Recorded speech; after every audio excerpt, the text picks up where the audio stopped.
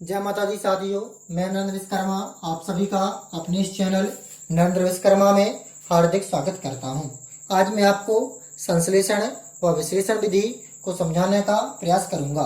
तो सबसे पहले मैं आपको विश्लेषण विधि समझाऊंगा, इसके बाद आपको संश्लेषण विधि समझाऊंगा, फिर अंत में संश्लेषण व विश्लेषण विधि का तुलनात्मक अध्ययन करवाऊंगा। तो इस वीडियो को अंत तक जरूर देखें। यदि आपने संश्लेषण व विश्लेषण विधि का तुलनात्मक अध्ययन देख लिया तो मैं आपसे कह सकता हूं कि 90% चांस आपके बनने के रहेंगे। तो सबसे पहले हम आपको बताते हैं विश्लेषण विधि। तो विश्लेषण विधि का जो सामान्य अर्थ होता है वह होता है तोड़ना। विश्लेषण का तात्पर्य क्या होता है? तोड़ना। हमने कहा किसी चीज को विश्लेषित कर दो, व्याख्या कर दो, तो उसका जब हम व्याख्या करते हैं उसे क्या कर देते हैं? तोड़ना। क्या होता है इसका अर्थ? तोड़ना। हमने जैसे कहा कि 10 रुपए है, इस 10 रुपए को विश्लेषित कर दो, अर्थात 10 रुपए को खंडों में तोड़ दो। तो इस प्रकार हम खंडों में क्या कर सकते हैं? इसे तोड़ सकते हैं। तो इस प्रकार तोड़ना कहलाता है विश्लेषण। विश्लेषण विधि में बहुत सारे खंडों में तोड़ना कहलाता, अर्थात सूक्ष्म से सूक्ष्म खंड तक पहुंचना कहलाता है विश्लेषण। तो जब हम खंडों से प्राप्त ज्ञान को, जब हम किसी समस्या को खंडों में तोड़ देते हैं और उससे ज्ञान अर्जित करते हैं तो वो कहलाती विश्लेषण विधि। समस्या को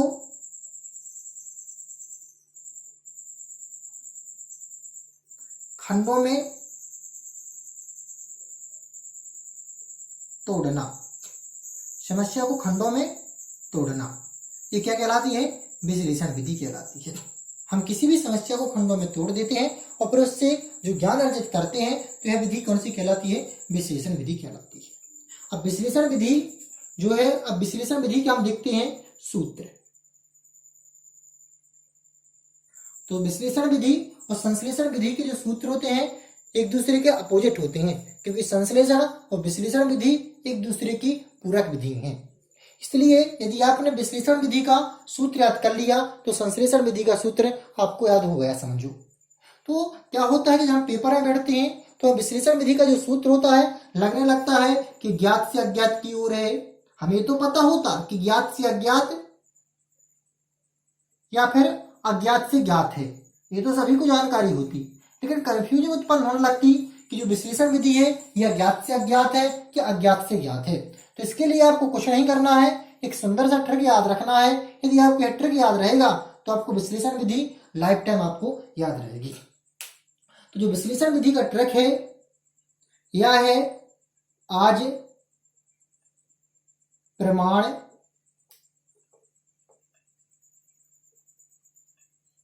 का निष्कर्ष मिला। आज प्रमाण का निष्कर्ष मिला, ये इसका क्या है? ट्रिक है। यदि आप इस ट्रिक को याद कर पाते हैं तो विश्लेषण विधि के जो सूत्र हैं वह 3 सूत्र आपको कभी नहीं भूलेंगे। तो इसका सूत्र क्या है? सूत्र का ट्रिक क्या है? आज प्रमाण मिला। क्योंकि आज ही हमने आपके लिए सामने सूत्र प्रस्तुत किया तो आज इसका आपके लिए क्या मिल गया?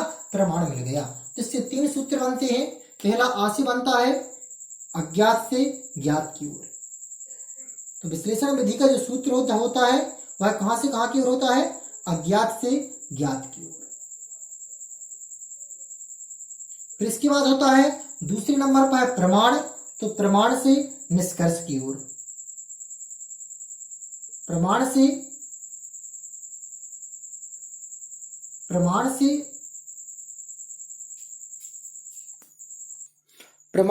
प्रत्यक्ष की ओर है।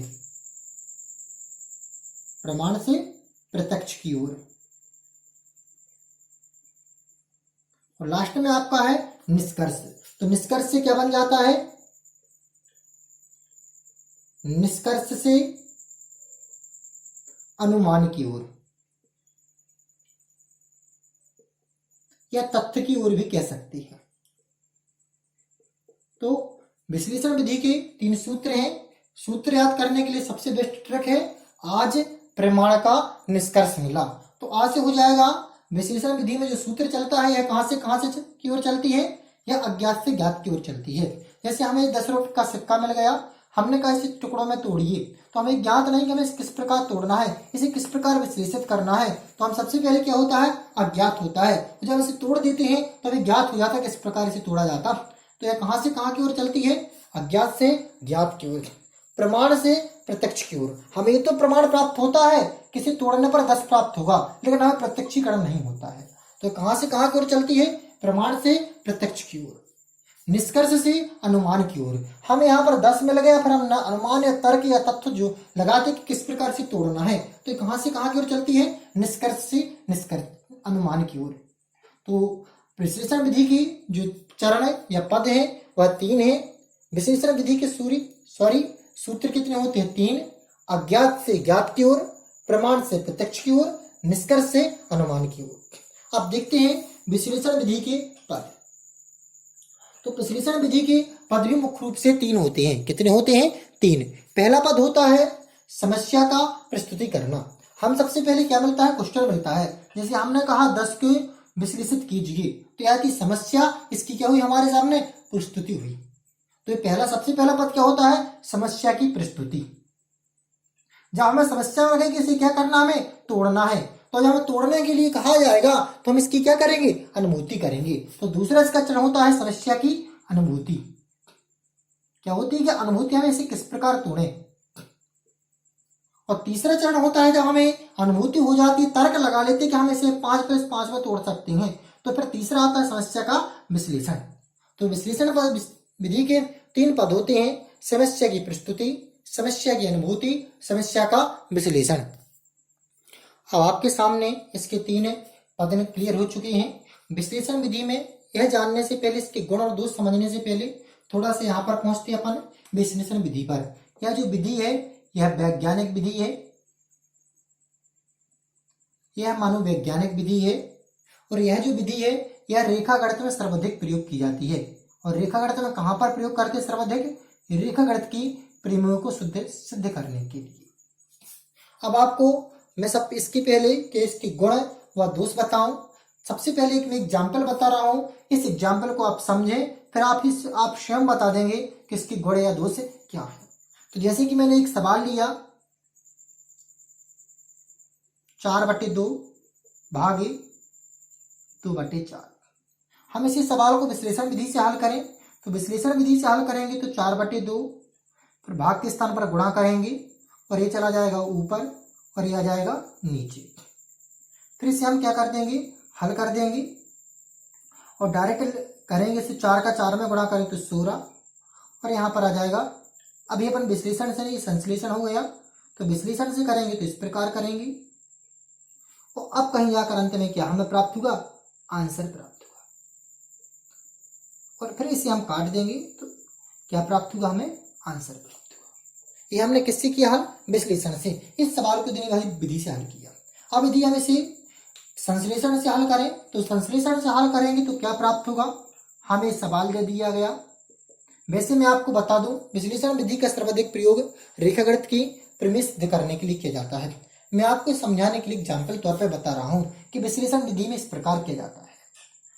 यहाँ पर सेकंड समस्या दी, हम जब विश्लेषण से हल करते हैं तो डायरेक्ट यहाँ पर यहाँ पहुंचेंगे और इसका गुणा करने के बाद डायरेक्ट आप यहाँ पर ना पहुंचकर इस पद को ना लिखकर डायरेक्ट हम कहां पहुंच जाते हैं? 16/4। आंसर दे दिया जाता है 4। तो आपने देखा संश्लेषण विधि में एक पद छोड़ दिया, कौन? ए वाला। तो कि संश्लेषण विधि अब हमें आप बता सकते हैं किस विधि में अधिक समय लगा? संश्लेषण को हल करने में समय लगा कि विश्लेषण को हल करने में समय लगा?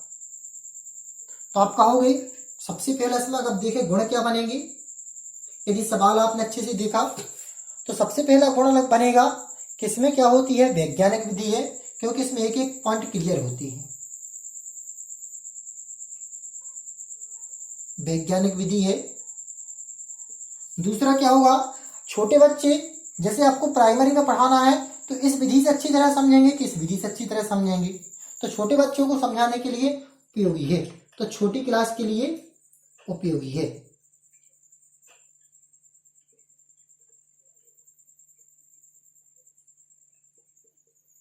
सेकंड गुण आप हमें बताएं, इस विधि से हल करने पर बच्चे अच्छी से तरीके से समझेंगे किस प्रकार? इस विधि में, तो इस विधि में अच्छी तरह से समझेंगे।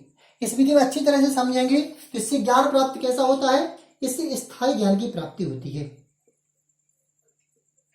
इससे किस ज्ञान की प्राप्ति होती है? स्थायी ज्ञान की प्राप्ति होती है। अब अपन आगे बढ़ते हैं। स्थायी ज्ञान की प्राप्ति के बाद अब देखते हैं आगे, तो आप हमें इसके देखें आप दोष, विश्लेषण विधि की क्या देखते हैं अपन अब? दोष। तो इस विधि में देखें आप, यहां से हम यहां तक सवाल करेंगे तो इस विधि में क्या समय कम लगेगा कि अधिक? तो इसमें क्या होता है? समय अधिक लगता है, समय अधिक लगता है।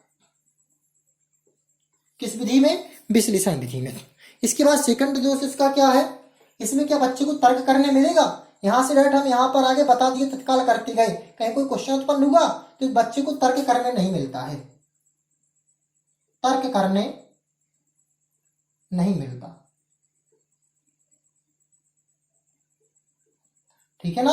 अब इसके बाद हमें आप बताएं, यह जो विधि होती है, इस विधि में, अब इस विधि को जब हम यहां से यहां तक हल करेंगे तो इसमें शक्ति कैसी लगेगी? अधिक व्यय होगा। तो इसमें समय और शक्ति क्या होती है? अधिक व्यय होती है। तो यह थी आपकी विश्लेषण विधि। अब हम देखते हैं संश्लेषण विधि के इसमें गुण समझते हैं। तो संश्लेषण विधि में क्या हो जाएगा? इसका जस्ट अपोजिट हो जाएगा। हम इसे संश्लेषण विधि पढ़ेंगे तो संश्लेषण विधि जो होगी इसकी जस्ट अपोजिट होगी। विश्लेषण विधि में हमने क्या किया था?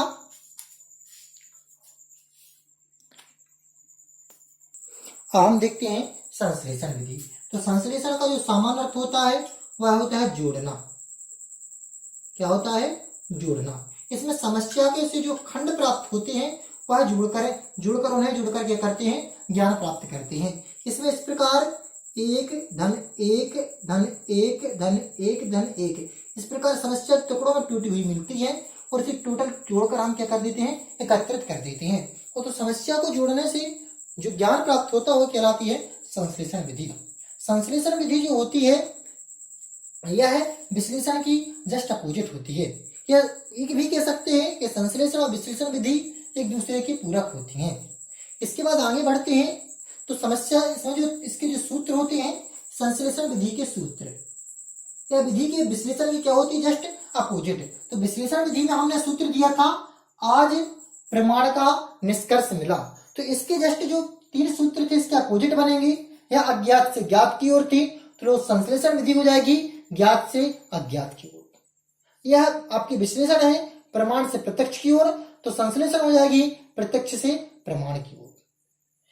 विश्लेषण का तीसरा सूत्र है निष्कर्ष से अनुमान की ओर, तो इसका संश्लेषण हो जाएगा अनुमान से निष्कर्ष की ओर। तो 3 सूत्र इसके भी हो जाएंगे, इसके जस्ट अपोजिट होंगे तीनों सूत्र।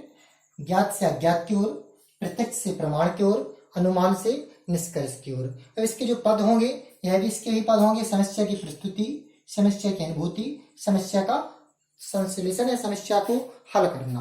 तो इसके 3 पद हो जाएंगे। अब देखते हैं गुण। तो जैसे कि हमने सवाल आपको हल करवाया था, विश्लेषण के लिए ये बताया था, संश्लेषण के लिए ये बताया था। इसके गुण क्या निकलेंगे संश्लेषण विधि की? पहला गुण मिलेगा, इसमें तर्क शक्ति का विकास होता है। बच्चे डायरेक्ट क्वेश्चन करेंगे सर यहाँ से क्यों ऐसा आया, तो तर्क का क्या होता है? विकास होता है, तर्क शक्ति का विकास। ठीक है ना। दूसरा इसका गुण हो जाएगा, यहां से हम डायरेक्ट यहां पहुंचते तो किस कक्षा के लिए होती है? बड़ी कक्षा के लिए उपयोगी है। किस कक्षा के लिए उपयोगी है? बड़ी कक्षा के लिए। इसके बाद अगला देखें, इसमें जो आपको होता है कि सीधे यहां पर आया था तो इसमें क्या हुआ था? तार्किक या मानसिक शक्ति का क्या होता है? इसमें विकास होता है। उन्हें डायरेक्ट पता होता है छात्रों को बड़ी कक्षा में कि यहां से यहां पर आया जाता है, तो यहां पर हो जाएगा मानसिक शक्ति का क्या होता है? विकास होता है। मानसिक शक्ति का विकास होता है। अब इसके बाद डायरेक्ट पहुंचते हैं इसके दोषों पर। तो इसके दोष क्या हो जाएंगे? सबसे पहला दोष तो यह हो जाएगा कि इसमें क्या होता है? इससे प्राप्त ज्ञान स्थायी नहीं होता है। इससे ज्ञान प्राप्त ज्ञान कैसा नहीं होता है? स्थायी नहीं होता है। क्योंकि कुछ समय बाद यदि लंबे समय बाद छोटी क्लास में उन्होंने पढ़ाया है, बच्चे को याद नहीं हो पाया, तो उसे फिर दोबारा उसे समझाना पड़ेगा। तो इससे ज्ञान प्राप्त कैसा ज्ञान नहीं होता है? स्थायी नहीं होता है। इसमें इस विधि से छोटी कक्षा के बच्चे को नहीं समझाया जा सकता है। तो यह इसके क्या थे, दोष थे। अब देखते हैं इसका संश्लेषण और विश्लेषण विधि का तुलनात्मक अध्ययन। तो देखते हैं विश्लेषण और संश्लेषण विधि का तुलनात्मक अध्ययन। इस विधि से समस्या को छोटे खंडों में तोड़ दिया जाता है। इस विधि में समस्या को कैसे खंडों में तोड़ देते हैं, छोटे खंडों में, क्योंकि इसका अर्थ होता है विश्लेषण, इसलिए तोड़ देंगे। संश्लेषण का अर्थ होता है जोड़ना, इसलिए खंडों को जोड़कर ज्ञान प्राप्त करते हैं। यहाँ पर इसके 3 सूत्र दिए हैं संश्लेषण और विश्लेषण के लिए। तो मैंने इसके सूत्रों के लिए बताया था। आज प्रमाण निष्कर्ष मिला, अर्थात अज्ञात से ज्ञात की ओर, तो संश्लेषण हो जाएगी ज्ञात से अज्ञात की ओर। प्रमाण से प्रत्यक्ष की ओर, तो प्रत्यक्ष से प्रमाण की ओर। निष्कर्ष से अनुमान की ओर, तो अनुमान से निष्कर्ष की ओर। यह छोटी कक्षा के लिए उपयोगी है, क्योंकि इसमें एक एक खंड बाई खंड बच्चों को समझाया जाता है। यह बड़ी कक्षा के लिए उपयोगी है। इस विधि से प्राप्त ज्ञान स्थायी होता है, तो इस विधि से ज्ञान प्राप्त ज्ञान स्थायी नहीं होता है। तर्क करने का अवसर नहीं मिलता है, क्योंकि मैंने आपको बताया था कि खंड समझाए जाते हैं, जिससे बच्चों को बीच में कोई क्वेश्चन करने का अवसर प्राप्त नहीं होता है। इसमें तर्क करने का अवसर प्राप्त होता है। समय अधिक लगता है, इसमें समय कम लगता है। मैंने आपको एग्जाम्पल के साथ बताया था कि इसमें समय की व्यय अधिक होता है। शक्ति अधिक लगती है, इसमें शक्ति का व्यय कम होता है। नीरसता उत्पन्न होती है, नीरसता उत्पन्न नहीं होती है। यदि इसका अगलांतर लिखेंगे तो विश्लेषण विधि का अगलांतर होगा, इसमें मानसिक शक्ति का विकास नहीं होता है। संश्लेषण विधि में मानसिक शक्ति का विकास होता है। तो यदि आपको संश्लेषण विश्लेषण विधि का अध्ययन अच्छे से समझ में आया है, तो नीचे कमेंट बॉक्स में लिखें कि समझ में आया है, और यदि कोई तो कहीं पर आपको समझ में नहीं आता है तो उसको भी आप बताएं। यह वीडियो अच्छा लगा हो तो इस वीडियो को लाइक करना मत भूलें और चैनल को सब्सक्राइब। जय माता दी साथियों।